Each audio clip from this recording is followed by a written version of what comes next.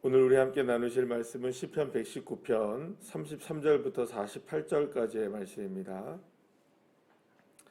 시편 119편 33절부터 48절까지의 말씀 우리 함께 합독하시겠습니다. 여호와여, 주의 율례들의 도를 내게 가르치소서. 내가 끝까지 지키리이다. 나로 하여금 깨닫게 하여 주소서. 내가 주의 법을 준행하며 전심으로 지키리이다.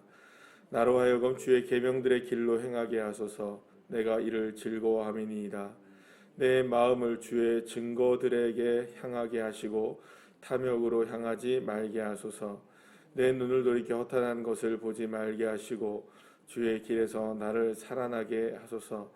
주를 경외하게 하는 주의 말씀을 주의 종에게 세우소서. 내가 두려워하는 비방을 내게서 떠나게 하소서. 주의 규례들은 선하심이니이다. 내가 주의 법도들을 사모하였사오니 주의 의로 나를 살아나게 하소서. 여호와여, 주의 말씀대로 주의 인자하심과 주의 구원을 내게 임하게 하소서.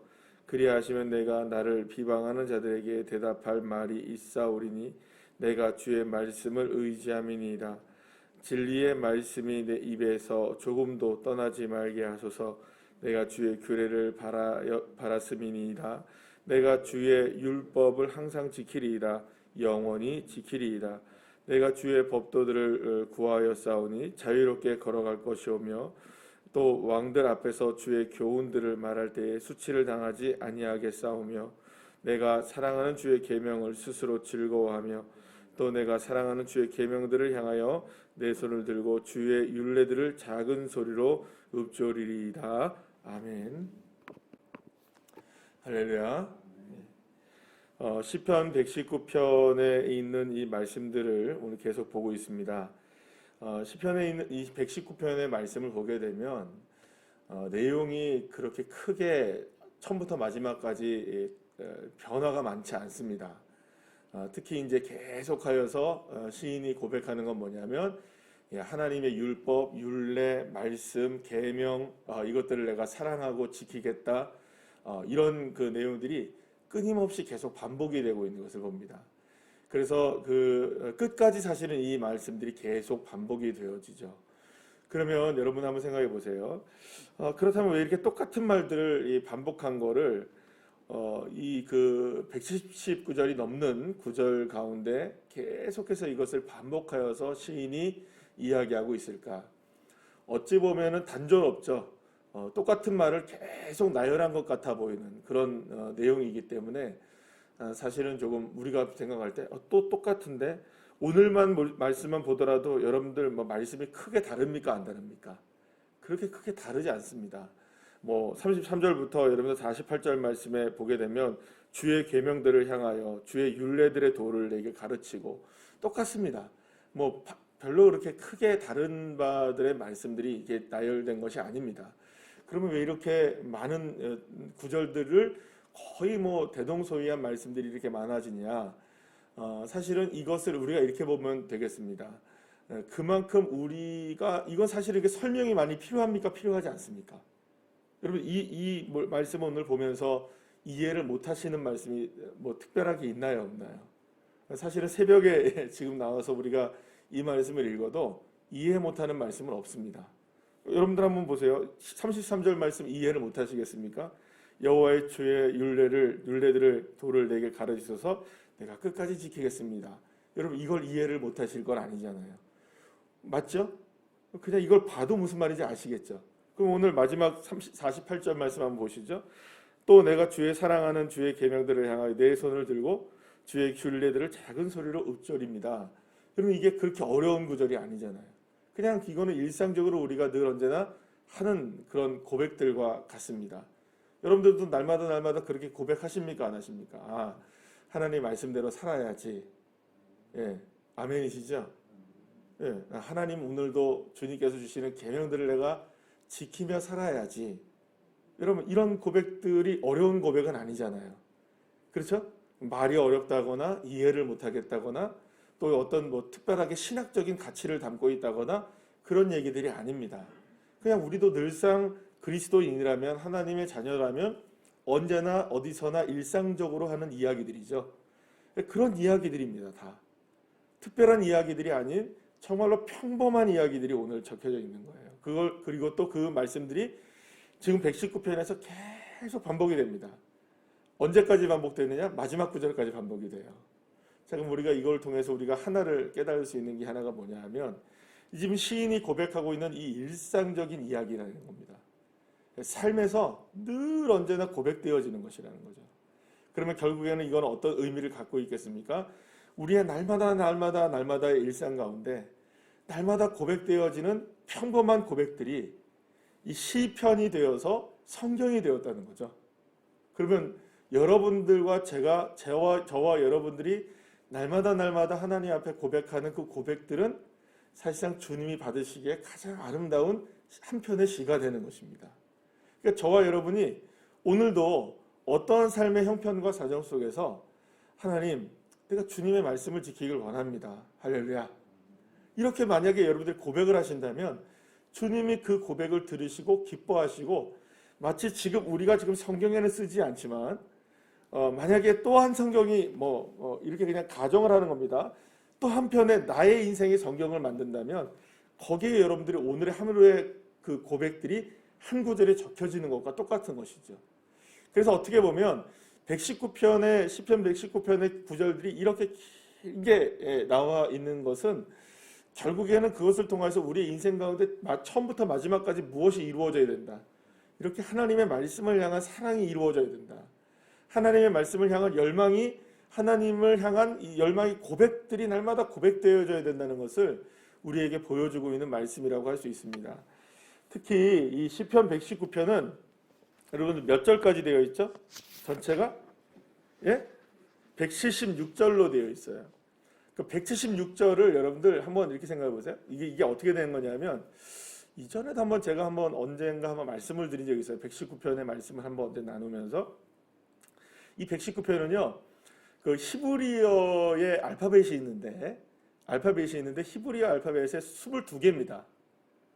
22개인데 8개 구절씩이 되어 있어요. 그래서 그러니까 이게 무슨 말이냐면 알파벳의 처음부터 이게 그러니까 그 히브리어 알파벳에 시작되는 처음부터 마지막 22번째 글자가 하나 이렇게 쭉 나열되어 있는데 그게 8개씩 이렇게 한 번씩이 되어 있는 거예요. 그러니까 1절부터 8절까지 안에 그 알파벳 첫 번째 글자부터 마지막 글자까지 해서 쭉 나열이 돼서 그러니까 알파벳으로 시작되는 게 있으면 그 다음 구절은 우리로 영어로 얘기하면 B, 그죠? A, B 이런 식으로 나가게 되는 겁니다. 이해가 되십니까? 그러니까 1절 그러면 9절 그 다음에 몇 절이겠어요? 28에 16이니까 17절 이렇게 나가는 거죠.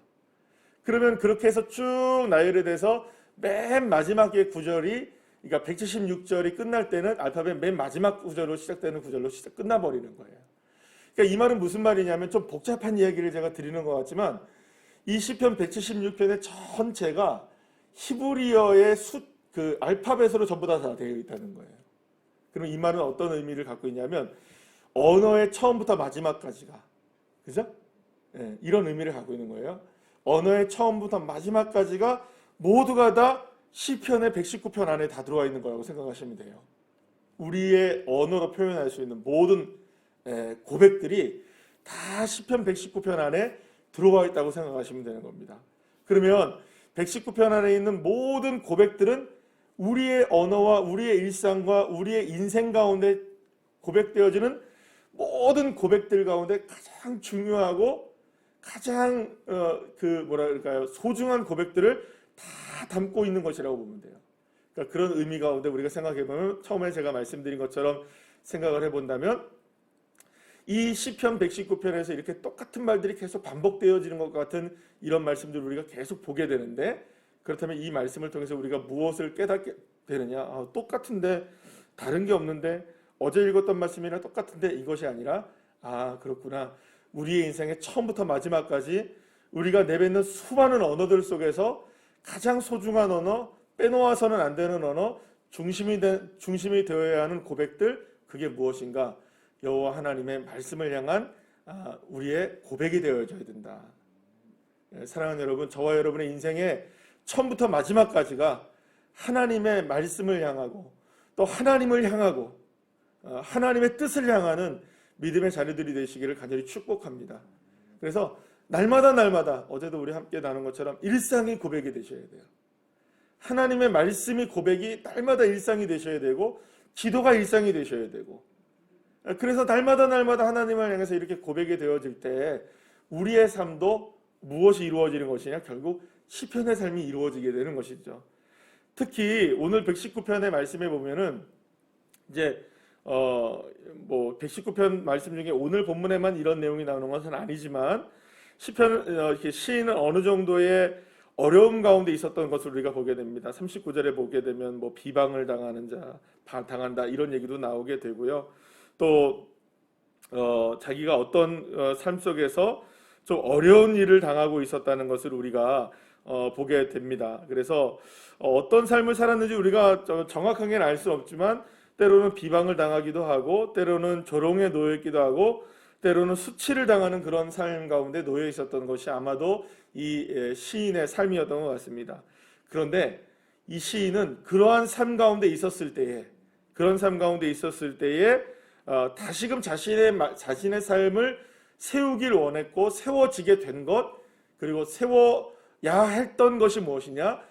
결국에는 딱 하나였다는 겁니다. 하나님의 말씀이 나를 세웠고 내가 그거 말씀으로 세워지길 원했고, 그리고 앞으로도 내 인생이 말씀으로 세워지길 원한다, 이런 고백을 오늘 본문에서 하고 있는 것을 보게 되죠. 그러니까 결국에는 끊임없이 시인은 어떠한 상황 속에서도 하나님의 말씀을 의지해서 내가 살아날 것이다. 여러분 오늘 37절 말씀 보시죠. 마지막에 보시면 주의 길에서 나를 어떻게 합니까? 살아나게 하소서. 그러니까 주님으로 인하여서 내가 살아나길 원합니다. 이런 고백을 하게 되었던 것이죠. 그래서 넘어질 수 있는 수많은 상황, 비방을 당하고 수치를 당하고 어려운 일을 당하는 그런 수많은 상황이 우리에게 다가온다 할지라도 이 시인은 고백하는 겁니다. 주님의 말씀으로 나를 세워주십시오. 주님의 말씀으로 나를 가르쳐 주십시오. 주님의 말씀으로 내가 이 상황을 깨닫게 해주십시오. 그리고 주님의 말씀으로 내가 그 길을 행하게 해주십시오. 그러니까 모든 것이 다 무엇에 초점이 맞춰져 있는 것입니까? 하나님의 말씀과 하나님의 뜻에 인생의 초점을 맞추고 있었던 것이죠. 그리고 그것이야말로 인생의 성공의 비결이라는 것을 이 시인이 알게 되고 깨닫게 되었던 것입니다. 사랑하는 여러분, 처음에 말씀드린 것과 지금 말씀드린 것을 함께 한번 우리가 점검해 보시죠. 우리의 인생의 처음부터 마지막까지가 모두가 다 똑같은 고백이라 할지라도 가장 중요한 고백은 무엇일까요? 여호와 하나님을 사랑하고, 그죠? 하나님의 말씀을 따라가는 인생. 그 여호와 하나님의 말씀이 전부인 인생이 바로 가장 소중한 인생이 아니겠습니까? 그러면 어떠한 상황에 처해 있든 이 시인이 지금 굉장히 위급한 상황에 있든 또 어떤 비방과 조롱과 넘어짐의 상황에 있든 그 모든 상황 속에서 자기가 살아날 수 있었던 유일한 한 가지 방법은 무엇이었느냐? 그때에도 여전히 여호와 하나님의 말씀으로 내가 살아났다. 그러니까 결국에는 하나님의 말씀을 붙드는 삶이야말로 가장 소중한 삶이다라는 것. 그리고 우리의 일생의 모든 일상 속에서, 모든 순간 속에서 고백되어지고 우리가 믿어야 할 것, 그것이 무엇이냐? 여호와 하나님의 뜻을 향하여 하나님의 말씀을 붙들고 살아가는 것이라는 것을 우리가 알게 되는 것입니다. 사랑하는 여러분, 내 삶에 회복이 일어나게 된다면 무엇으로부터 회복이 일어나야 될까요? 많은 사람들이 생각할 때에는 내가 회복되어지는 그 많은 것들이 어떤 보여지는, 그죠? 뭐라 그럴까요? 이게 삶 속에서 내 관계가 회복된다거나 아니면 건강이 회복된다거나 아니면 물질이 회복되는 이런 것들로 인하여 하나님이 나를 회복시키는구나 이렇게 생각할 경우들이 많이 있습니다. 물론 그게 다 잘못된 것은 아니고 그것이 틀린 것은 아니겠죠. 그러나 진정한 회복은 무엇일까요? 진정한 회복은 어디서부터 시작될까요? 내가 하나님의 말씀으로 새롭게 되는 겁니다. 내가 하나님의 말씀으로 새롭게 되면 그 이후에 새롭게 되어지는 것은 주님이 역사하시는 겁니다. 그런데 많은 분들이 이거를 착각하고 있는 거예요. 그러니까 보여지는 무엇인가가 새로워지지 않으면 내가 새로워지지 않았다고 생각하는 거예요. 여전히 하나님은 무엇입니까? 나에게? 그러면 그렇게 되면 여러분 생각해보세요. 내가 어떤 것이 이루어져야 내가 새로워졌다고 판단한다면 여전히 나는 하나님을 심판하고 있는 자리에 있는 거예요. 하나님을 평가하고 있는 자리에 있는 거죠. 주님이 나의 삶을 새롭게 하느냐 안 하느냐 이걸 보고 있는 거예요.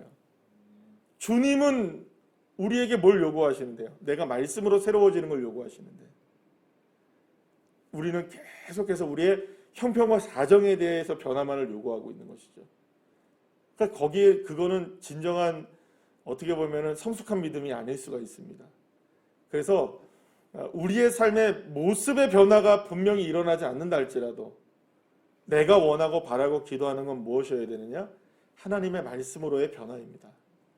내가 하나님의 말씀으로 변화되어지고 내가 하나님의 말씀으로 다시금 세워지기를 원하고 그렇게 살아가기를 원하고 오늘 42절 말씀에 이렇게 얘기하죠. 내가 주의 말씀을 의지함이니이다. 내가 주님의 말씀을 오늘도 의지하며 살아갈 때 그것이야말로 진정한 회복의 시작이 되는 것이라는 것. 그런 믿음의 삶을 오늘도 앞으로도 우리의 삶 속에서 계속 살아나지는 그런 믿음의 자녀들 한 분 한 분들 다 되시기를 간절히 축복합니다. 기도하시겠습니다.